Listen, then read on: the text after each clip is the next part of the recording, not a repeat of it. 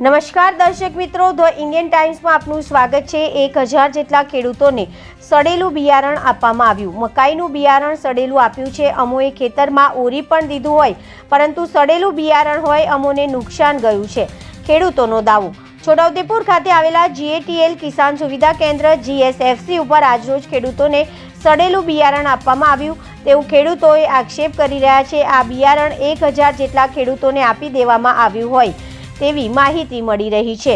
સડેલું બિયારણ આપવામાં આવતા ગ્રામીણ વિસ્તારના ખેડૂતો ભારે રોષે ભરાયા હતા। છોટાઉદેપુર તાલુકાના પાધરવાડ સહિત આસપાસના ગામોના ખેડૂતો BPL લાભાર્થીઓને આજરોજ છોટાઉદેપુર ખાતે આવેલી GATL કિસાન સુવિધા કેન્દ્ર ઉપર બિયારણની કીટ લેવા આવ્યા હતા। આ ખેડૂતોએ જણાવ્યું કે અગાઉ તારીખ 14 નવેમ્બરના રોજ જેઓ મકાઈના બિયારણની કીટ લઈ ગયા છે તેમાંથી ઘણા ખેતરમાં ઓરી પણ દીધી છે, પરંતુ પૂરતી ઉગી નથી। 100માંથી 30% જેટલી જ મકાઈ ખેતરોમાં ઉગી છે, જ્યારે હાલ તાજેતરમાં મળેલી મકાઈના બિયારણનું પેકિંગ ખોલતા તેમાં પણ સડેલી તેમજ જોવા મળ્યું હતું। અગાઉ ખેતરમાં ઓરેલી મકાઈનું નુકસાન ખેડૂતોને થયું હોય તે બાબતે કિસાન સુવિધા કેન્દ્ર ઉપર મૌખિક રજૂઆત કરતા ખેડૂતોને જણાવ્યું હતું કે તમારે જોઈને ઓરણી કરવી જોઈએ ને। ખેડૂતોએ ઓરેલી મકાઈ બદલી આપવા માટે પણ વાત કરવામાં આવી તેમ ખેડૂતોએ જણાવી રહ્યા છે। અત્રે ઉલ્લેખનીય છે કે ખેડૂતોને સડેલું બિયારણ કીટ વિતરણ કરવામાં આવી છે એ યોગ્ય છે ખરી તેવા પ્રશ્ન ગંભીર બન્યા છે, જ્યારે ખેડૂતો જણાવી રહ્યા છે કે અમોને અગાઉ આપેલી બિયારણ કીટ એમ જે ઓરણી કરવામાં આવી તેમાંથી ઘણા ખેડૂતોએ ઓરણી કરી દીધી છે, પરંતુ તેમાંથી પણ ઘણાને ઉગી નથી અને નુકસાન ગયું છે। ખેતીમાં થયેલો ખર્ચ તથા અન્ય નુકસાન ખેડૂતોને પરત આપવામાં આવશે કે કેમ તેવો પણ મોટો પ્રશ્ન થઈ પડ્યો છે। ગ્રામીણ વિસ્તારમાંથી આવેલા મોટી સંખ્યામાં ખેડૂતોને વિશ્વાસ હોય કે બિયારણની વિશ્વાસપાત્ર કીટ મળશે, જે હેતુથી કીટ લેવા અર્થે આવ્યા હોય, પરંતુ સડેલું બિયારણ નીકળ્યું હોય જેથી રોષે ભરાયેલા હતા। એક તરફ અગાઉના સમયમાં ગયેલું કમોસમી માવઠું જેણે ખેડૂતોની કમર તોડી નાખી છે અને ખેતીમાં ઘણું મોટું નુકસાન ગયું છે, જે ખાડો હજુ પૂરાયો નથી, તેવા સમયે આવું સડેલું બિયારણ આપવામાં આવ્યું હોય જેથી ખેડૂતોને ભારે આઘાત લાગ્યો છે અને મીડિયા સમક્ષ રોષ વ્યક્ત કર્યો હતો। જોવાનું રહ્યું કે આ ખેડૂતોને બિયારણ સારી ક્વોલિટીનું મળે છે કે નહીં, તે પછી એમાં પણ સેટિંગ થશે। અમે ગામ પાદરવાડ અમે ટ્રાઇબલમાંથી કીટ BPL જે લાભાર્થી છે એ લોકો આ મકાઈ લઈ ગયા છે, જે ખાતર ક્રોમ ને DAP અને આ 2 થેલી મકાઈ જેઓ 13 તારીખે લઈ ગયા છે। અમારો નંબર છે 719મો આવ્યો છે। તો આ જે મકાઈ જે પહેલાં ઓરતી હતી જે 14 તારીખની આસપાસ એ લોકોને ઉગી નહીં, મતલબમાં એમ ઉગી પણ 10-10 ફૂટે ઉગી છે। માનો ને 63%, 100માંથી 63% ઉગી છે। એટલે જે બીજા ખોલી મકાઈ હમણાં તે એકદમ હળેલી નીકળે છે।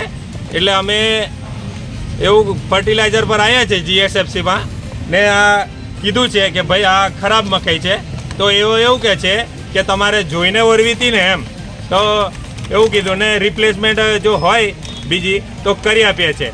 તો અમારે એવું કહેવું છે જે ઓરી દીધી તેમનું શું એમ, તો અમારે યોગ્ય ન્યાય આપો, સરકારશ્રીને નમ્ર વિનંતી। શું નામ તમારું? ગામના આગેવાન રાઠવા રાહુલભાઈ અંબાલાલ। હું છોટાઉદેપુરના છેવાડે આવેલા ફિરકો ગામ તેમજ મોટારામપુરાના ખેડૂતો સાથે મળીને આજે અમારે કીટ વિતરણ કર્યું ટ્રાઇબલમાંથી। એ એક DAP, એક પ્રોમ ખાતર, એક રીંગણાનું પેકેટ અને ટામેટાનો અને સાથે નેનો યુરિયાનો। તો અમારા લોકો ખેડૂતો બધા સરકારી બિયારણ સારું આવે કરીને બધા ખેતરમાં ઉરી દીધું અને કોઈનું ઉગ્યું નહીં અને કોઈનું પેકેટ તોડ્યું, ત્યાં પેલે ખડેલી નીકળી અને અમે રજૂઆત કરવા આવ્યા તો આ લોકો એવું જવાબ આપે છે કે બદલી આલી છે એમ। તો અમારે પહેલે સરકાર કે તમારે ફર્ટિલાઇઝરવાળા કહે છે કે તમે જોઈને લેવું હતું ને, તો તમે જોઈને આવતા તો અમે સારી રીતે અમે તમારે શું અમે સરકારી કરીને સારું ઉક્ષા કરીને અમે બિલ લઈ ગયા। તો હવે તમે કહો કે અમને પર કે તમે જોઈને વેરવું હતું ને, તમારે જઈને કેવું કોઈને અમને અમારા ખેડૂત ઉપર આટલો અન્યાય થઈ રહ્યો છે છોટાઉદેપુર જિલ્લામાં। એટલે અમે વારંવાર રજૂઆત કરવા છતાં કોઈ સરકાર ધ્યાન નહીં આપતી।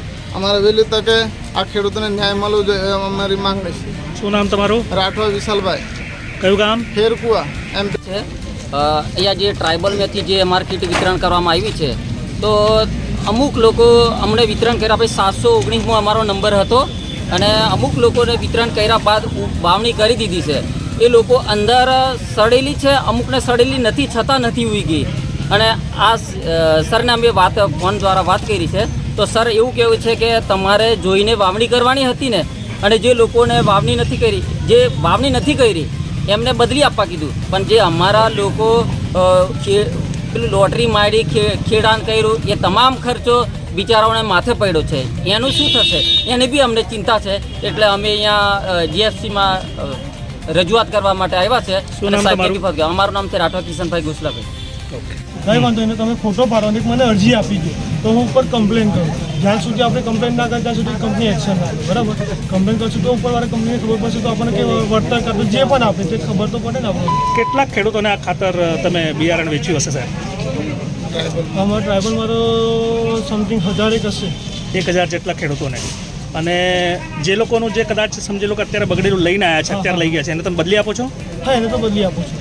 ઇસ્યુ એ તો વાંધો નથી, પણ જેને ખેતરમાં વાવી દીધું છે એ લોકોને તો એક ફોટોગ્રાફ જોઈશે અને આપણે ઉપર કમ્પ્લેન કરશું.